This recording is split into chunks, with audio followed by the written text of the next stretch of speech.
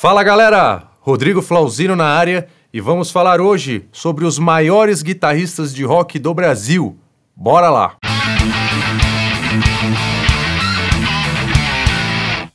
Antes de mais nada, bora curtir, se inscrever aqui no canal e a gente tá com o Apoia-se. Aí na descrição do vídeo tem o link. Então a gente tem recompensas para quem ajuda, tem desde aula de guitarra até você vir aqui apresentar o vídeo comigo, beleza? Tem muito guitarrista bom no Brasil.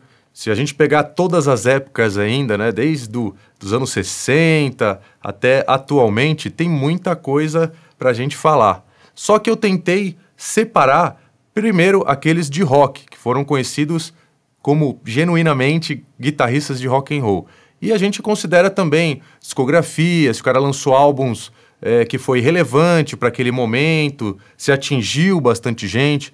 Então não é necessariamente a qualidade técnica que a gente está analisando em primeiro lugar, mas a música, como que ele atingiu, como ele influenciou as pessoas tocando guitarra. A ideia de separar esses 10 não é dizer quais são os 10 melhores e botar numa ordem, mesmo porque não está em nenhuma ordem, não separei em nenhuma ordem específica. É mais para apresentar guitarristas que muita gente, provavelmente os mais jovens, também não conheçam e relembrar aqueles que fizeram história ou ainda fazem. É lógico, se a banda teve um grande sucesso comercial, mas o guitarrista era muito inexpressivo ou não tinha uma técnica muito legal, não tirava um som, então eu não considerei. Mas quem está nessa lista, eu considero, além de excelente guitarrista, são guitarristas que fizeram a diferença no rock brasileiro. Eu queria que vocês aproveitassem aí e comentassem também quais são os seus 10 guitarristas favoritos. Escrevam aí. O primeiro é Elcio Aguirra. Ele que é um dos meus guitarristas favoritos e ele é conhecido como o guitarrista da banda Golpe de Estado. Ele infelizmente faleceu em 2014, mas ele deixou um legado aí de cerca de 7 discos de estúdio do Golpe de Estado, além de outros projetos que ele se envolveu. O Golpe de Estado, para quem não sabe, é uma banda de hard rock de São Paulo e fez bastante sucesso aí, muita gente curtiu, principalmente da fase anos 80 até anos 90, e o Elcio Aguirre ele era muito conhecido principalmente por criar riffs muito legais. Eu gosto muito.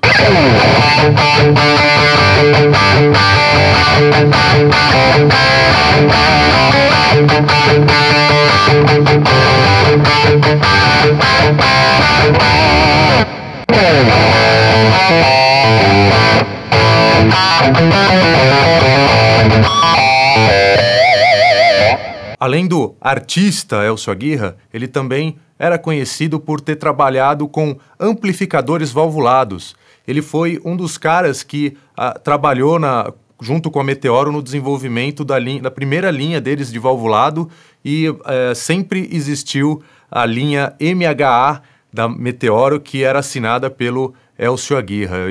E todo lugar que eu ia tocar eu encontrava esse ampli, eu inclusive já tive um e era bem legal, eu gostava bastante do timbre dele. O Elcio também participou de outros projetos, como por exemplo o Arpia, que é uma das bandas pioneiras de metal do Brasil, e um projeto instrumental chamado Mobilis Stabilis. São trabalhos interessantes para quem gosta de rock and roll, ou progressivo, rock progressivo, ou o metal nacional, daquele mais dos primórdios, no caso o Arpia, mas foi com Golpe de Estado que ele ficou realmente conhecido, eu acho que é a principal obra dele. E eu recomendo aí o álbum Nem Polícia Nem Bandido do Golpe para quem quiser conhecer mais a fundo.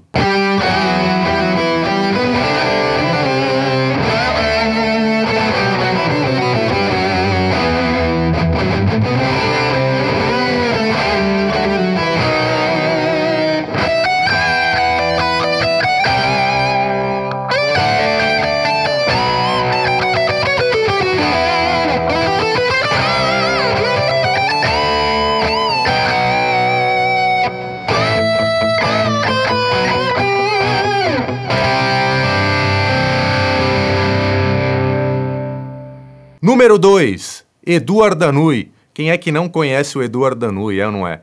Ele é um dos primeiros caras que chegaram tocando a guitarra rock assim com virtuosismo no Brasil.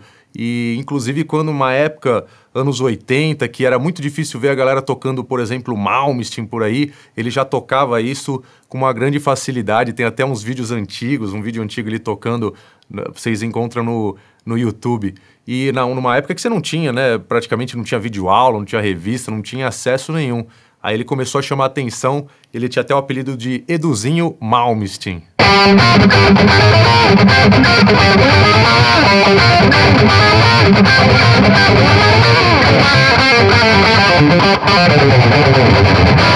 É claro que ele desenvolveu um estilo próprio com o passar do tempo e ele é muito copiado por guitarristas por todo o Brasil. Muitos deles até fizeram aula com ele porque ele é muito conhecido por ter uma agenda cheia de aulas. Inclusive já fiz aula com ele por um bom tempo e eu aprendi bastante coisa. Ele é um guitarrista diferenciado, ele tem, além de uma técnica invejável, ele tem um lance de piração, de criatividade na guitarra que você não consegue copiar, nem se você quiser, tão fácil.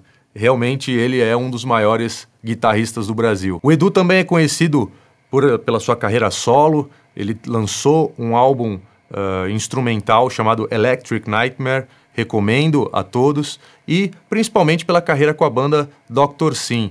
E tem discos bem legais aí do Dr. Sim, tem o Brutal, tem o Dr. Sim 2, são discos que eu particularmente gosto e indico para vocês.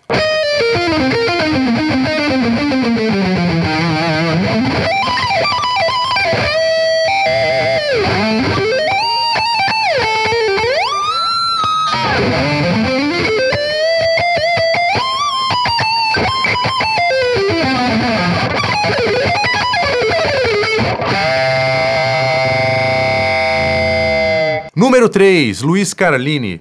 Luiz Carlini, eu inclusive já tive o grande prazer de fazer um som junto com ele. Ele, além de tudo, é um cara muito legal. Além de tudo porque ele é um guitarrista de rock and roll de verdade. Ele tem, eu tive a oportunidade de ver ele tocando, ele tem um groove diferenciado. Você não consegue copiar fácil, é uma coisa meio... De tanto que ele provavelmente ouviu Keith Richards, o Joe Perry, da Smith, é um groove rock and roll que não é aquela coisa reta, tem um swing, ao mesmo tempo tem peso, tem rock and roll e preenche o som, é muito legal de ver.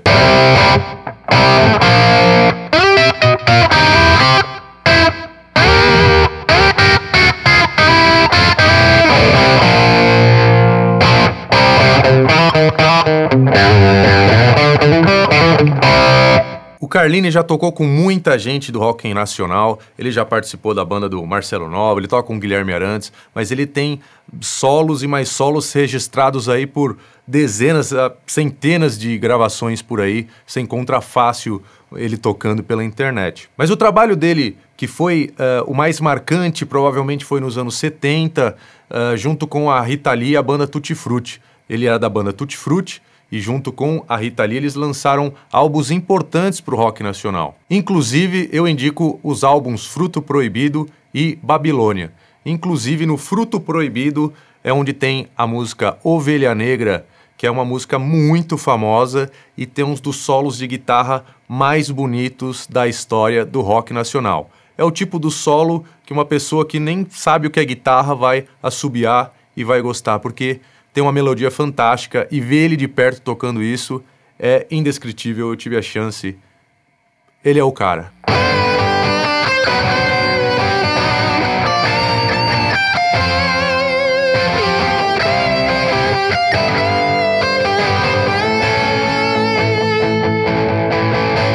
Quarto guitarrista, Kiko Loureiro. Kiko Loureiro, que é uma unanimidade, ele já não é nem mais famoso por ser um dos maiores guitarristas do Brasil, mas um dos maiores guitarristas do mundo, os melhores do mundo. Afinal de contas, agora ele está no Megadeth. Mas aqui no Brasil ele já era há muito tempo bastante conhecido porque ele era o guitarrista da banda Angra. E ele era muito copiado, muito procurado pela sua técnica impressionante de tocar guitarra. Ele toca de um jeito que parece que ele não faz força, ele toca fazendo poucos movimentos, ele tem uma técnica excelente, principalmente para tocar o estilo principal dele, que é o lance do power metal, que é o estilo lá do Angra.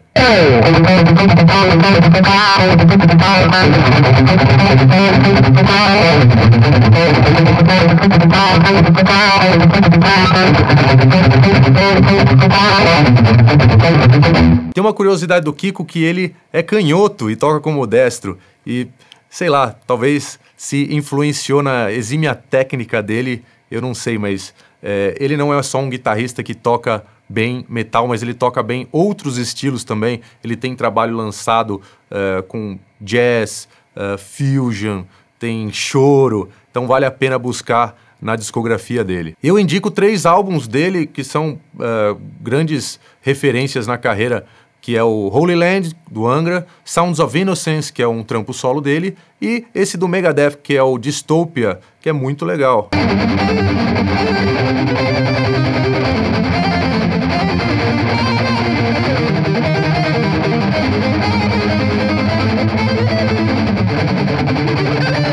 Se a gente falou de Kiko Loureiro, na minha opinião, não tem como não falar de Rafael Bittencourt, número 5 aqui da nossa lista. Isso porque, além de ser muito difícil tecnicamente de tocar aquelas músicas todas do Angra, né, as bases, os solos, ele é um incrível compositor e, além de tudo, ele é um músico completo, né? O cara canta, o cara toca violão e vale a pena mencionar ele aqui. Ele esteve em todas as fases do Angra, ele é o único membro do Angra que nunca saiu da banda. E tem coisas interessantes aí na carreira dele, como, por exemplo, um trabalho solo que ele lançou, chamado Bittencourt Project, que ele não toca necessariamente metal ali, ele coloca outras influências e você vê a bagagem do cara, ali você já tem uma ideia. Agora, se tem mais álbuns que eu posso indicar do Angra para você conhecer ainda mais o trabalho dele, se é que você não conhece, tem esse Secret Garden, que é um dos mais recentes, de uma época mais recente do Angra. Tem o Holy Land, que eu já mencionei, tem Rebirth e Angels Cry, que são referências aí do metal nacional.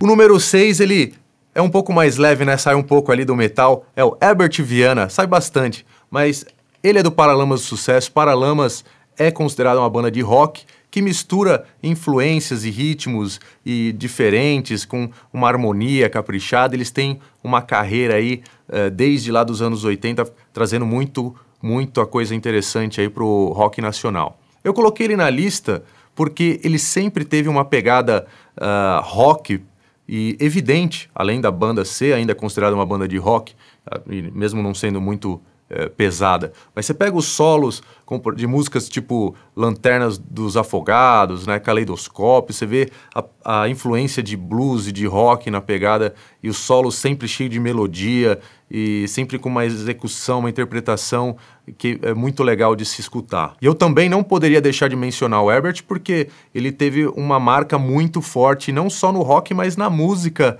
brasileira. Todo mundo conhece ele e ele tem um trabalho que é uma referência, sem dúvida.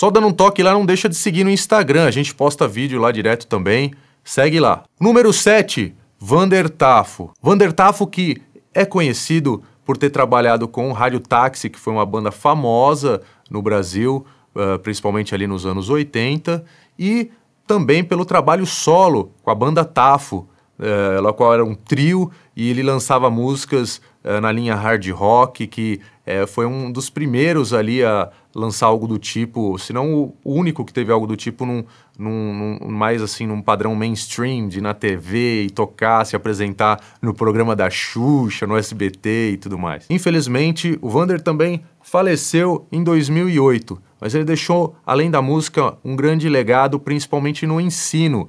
Ele é um dos idealizadores, fundadores e donos do IGT, Instituto de Guitarra e Tecnologia, que depois transformou em EMT e formou vários guitarristas do Brasil. Inclusive, eu estudei lá, tive a chance de conhecer o Vander.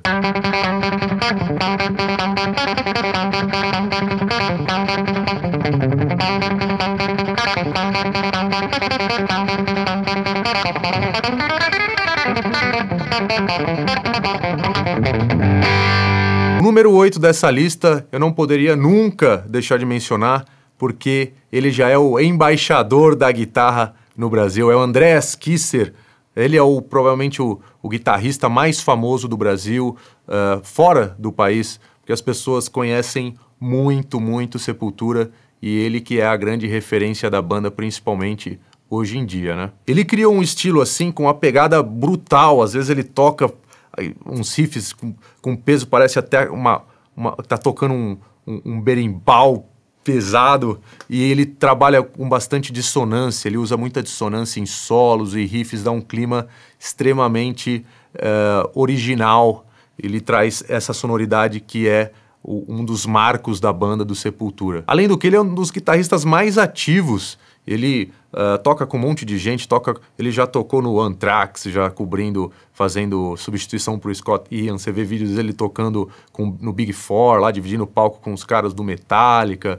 Você vê ele tocando com artistas, por exemplo, vê o Scorpions aqui tocar no Brasil, ele tá lá no palco com os caras. Ele é muito requisitado, além de tudo.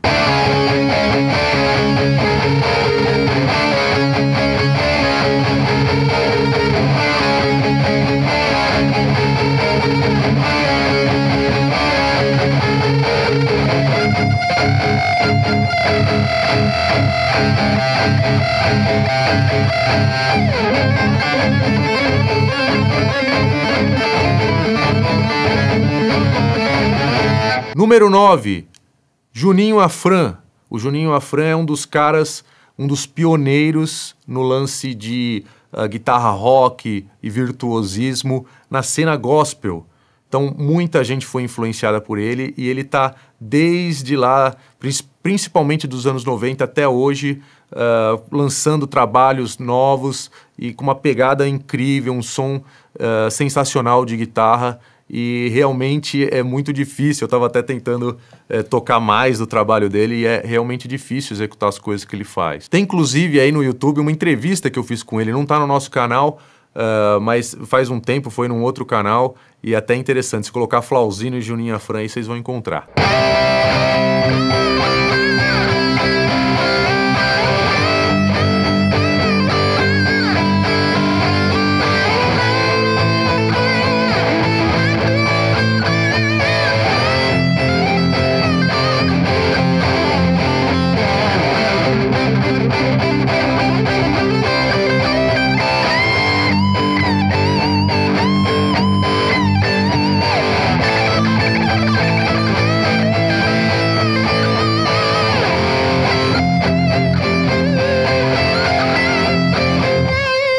E para terminar, um cara que não teve muito tempo, infelizmente, mas o pouco que ele teve, ele marcou, atingiu muita gente com o som, com a música dele, que é o guitarrista do Mamonas Assassinas, o Bento Rinotto. Ele era conhecido como um jovem no meio de uma banda extremamente popular, uma banda que a criançada adorava, que colocava sons, licks, riffs, solos de guitarra que eram bem difíceis de fazer, principalmente para a época, aquela coisa de virtuosismo que não era qualquer um que fazia. Ele sempre foi reconhecido assim como um guitarrista jovem, né, um prodígio que era muito estudioso, e ele desenvolveu a técnica na guitarra de um jeito ali invejável, na verdade.